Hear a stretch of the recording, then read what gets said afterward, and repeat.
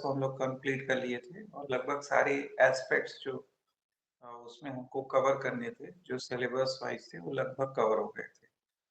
तो अभी हम ये फिलोसॉफिकल इन्वेस्टिगेशन आप लोग को बता दे रहे हैं और हमको लग रहा है कि फिलोसॉफिकल इन्वेस्टिगेशन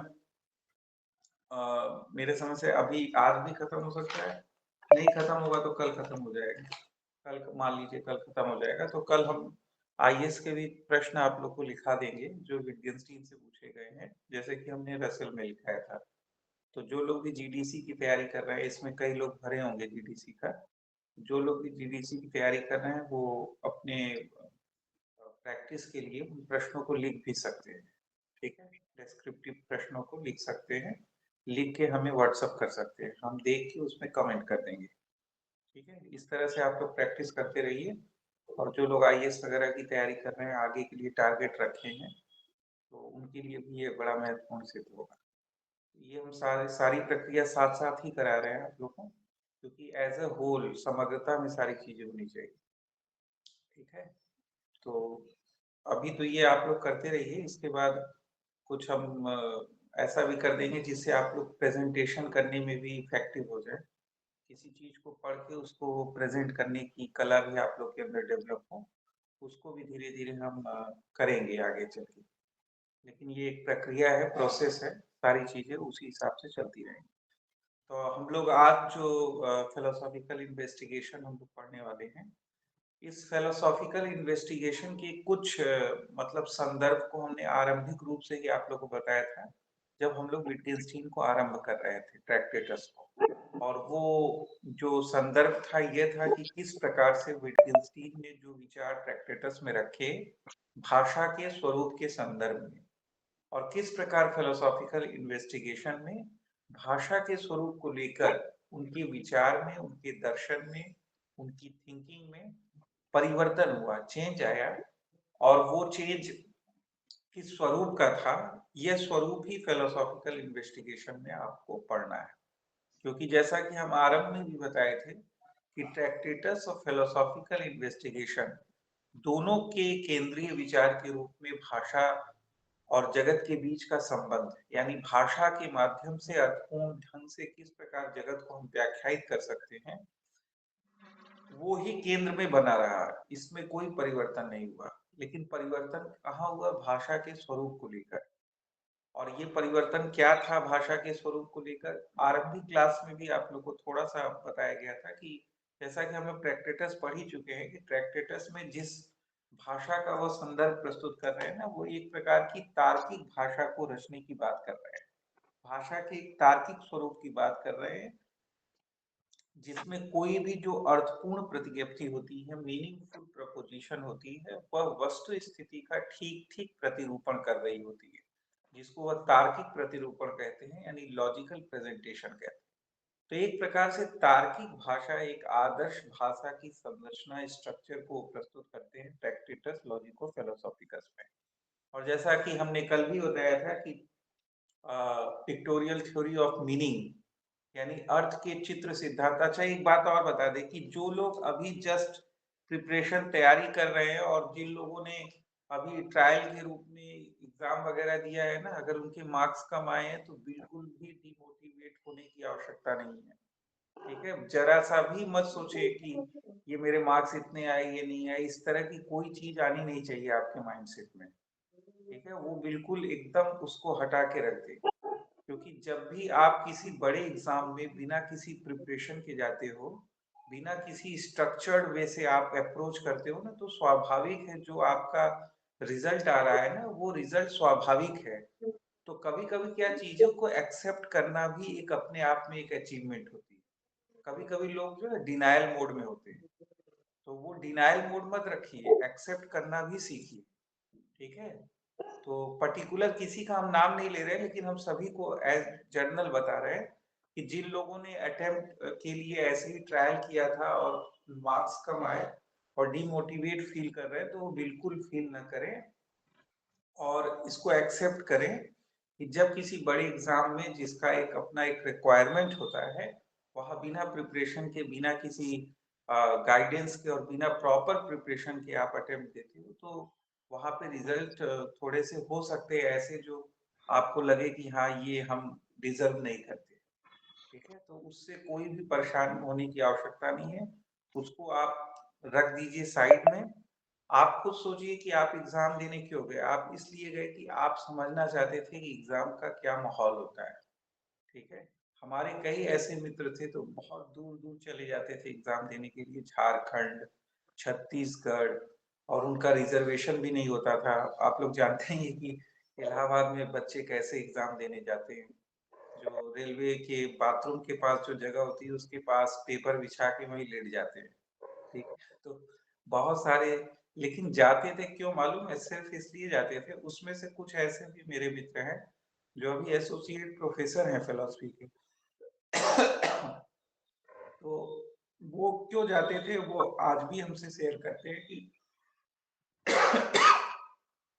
वो सिर्फ इसलिए जाते थे ना कि उनको ये लगता था कि हम एग्जाम का जो माहौल है, मतलब एग्जामिनेशन हॉल में बैठकर जब किसी चीज को सॉल्व करना और घर पर सॉल्व करना, दोनों में बहुत फर्क होता है।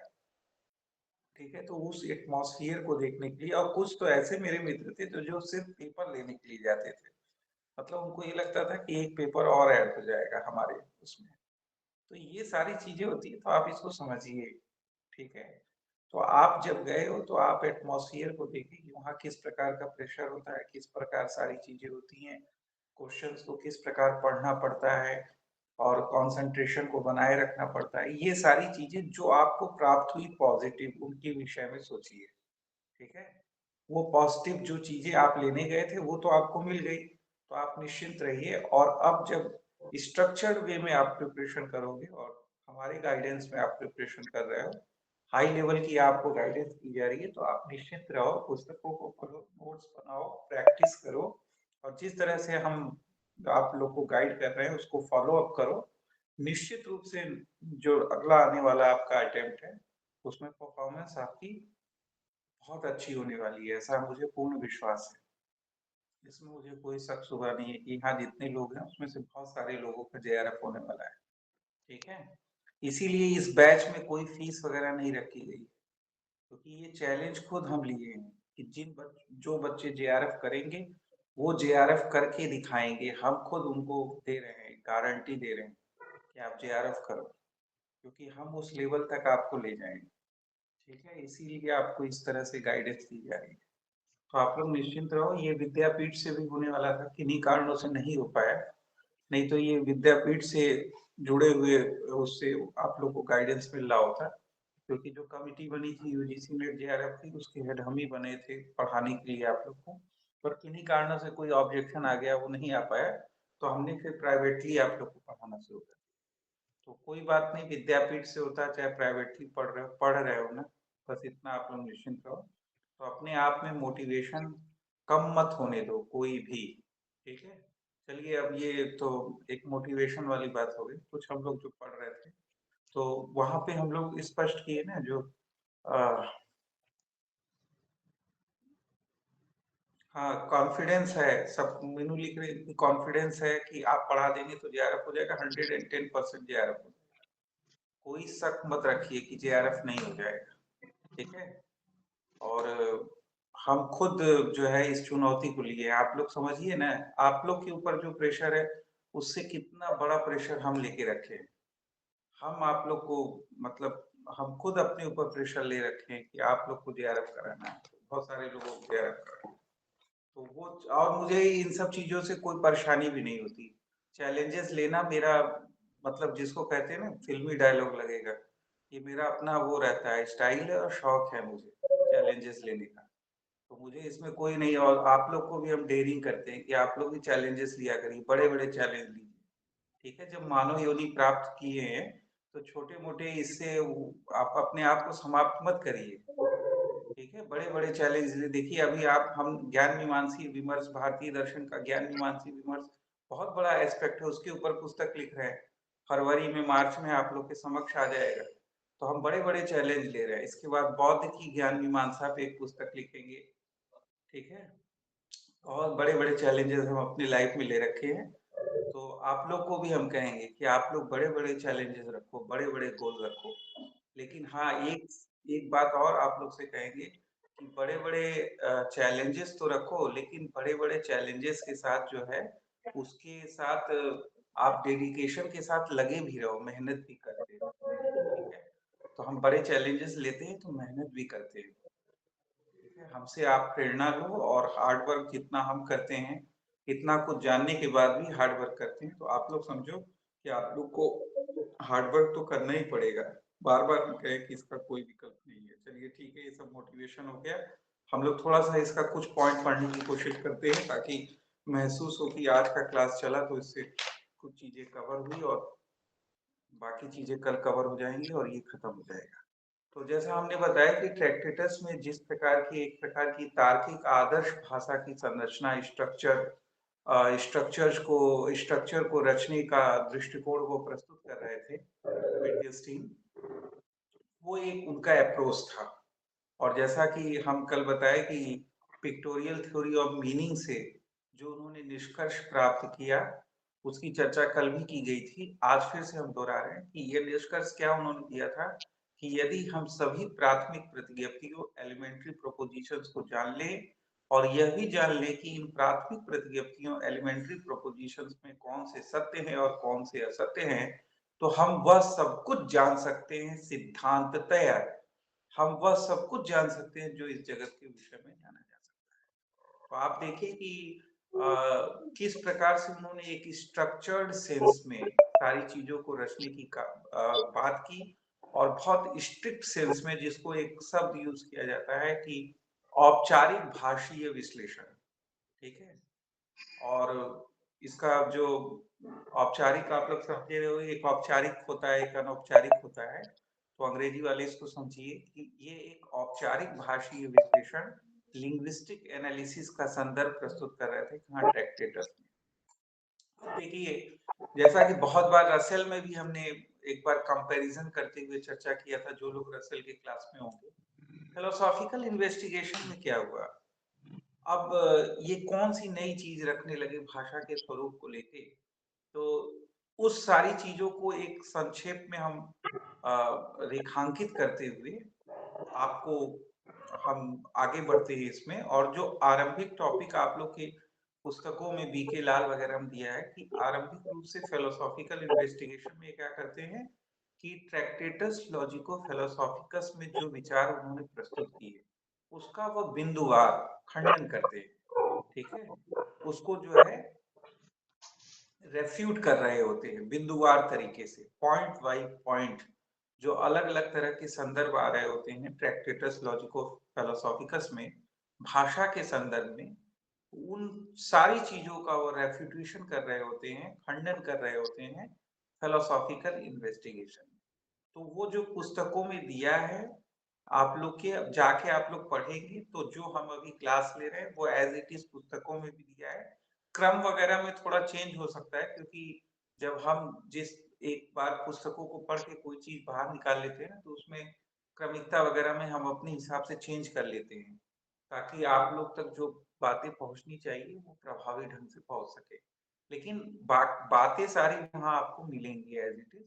और इस लेक्चर को सुनने के बाद जब आप उससे गो थ्रू होंगे तो आपको फील गुड होगा और अच्छा समझ में आ रहा होगा। तो बिंदुवार तरीके से हम उन आलोचनाओं, उन खंडन रेफ्यूटेशंस की बात करेंगे जिन रेफ्यूटेशंस को वो ट्रैक्टेटस लॉजिको फिलोसॉफिकस के संदर्भ में पॉइंट बाय पॉइंट बिंदुवार तरीके से वह फिलोसॉफिकल इन्वेस्टिगेशन में प्रस्तुत कर रहे होते हैं। लेकिन आरंभिक रूप से एक दो बातें कह के हम इस पॉइंट पे आएंगे। जैसा हमने कहा कि वहां तो एक तार्किक और एक स्ट्रक्चर्ड भाषा के संदर्भ में विचार प्रस्तुत हो रहा था, लेकिन जब वो फिलोसॉफिकल इन्वेस्टिगेशन में आते हैं ना, तो विटगेन्स्टीन का झुकाव जो है हमारे सामान्य साधारण भाषा की ओर हो जाता है, ठीक है? ये एक महत्वपूर्ण परिवर्तन था।